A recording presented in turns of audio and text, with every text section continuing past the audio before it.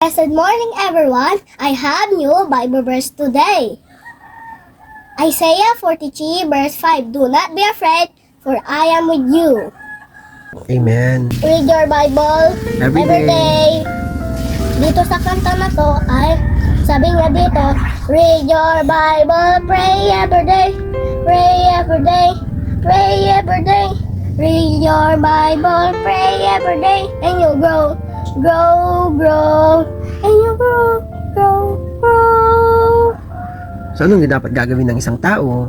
Magba-Bible verse. At? Lagi para i-bless ka ni Lord. Ano pa? Kailangan? Kailangan mag-pray ka lagi. Para pag may pinapray ka na tinanggap ni Jesus, hindi meron ka ng mapupuntahan or mapibili, ganun. Ano pa? Kailangan nating mag-pray?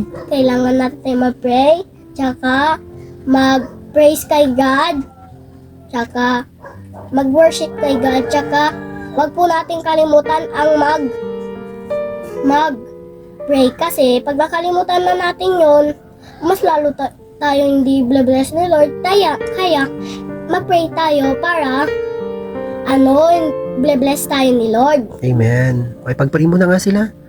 Lord, sa Lord lahat ng mga tao dito, Lord, sila, Lord, gabi mo sila, Lord, sa mga nila, Lord, mga sakit nila, Lord. Layo mo sila, Lord, kung sino may sakit dito, Lord. Alisin mo po yung sakit nila dito, Lord, para magaling nga sila, Lord. So, Lord, sa mga tao na ito, Lord, bigyan mo silang kalakasan, Lord. So, Lord, bigyan mo kaming kalakasan din, Lord. So, Lord, di sila matakot kasi kasama ka namin, Lord. So, pray, amen. God bless everyone. Like and follow and share. Bye-bye. God bless. Let's spread the good news. All glory to God.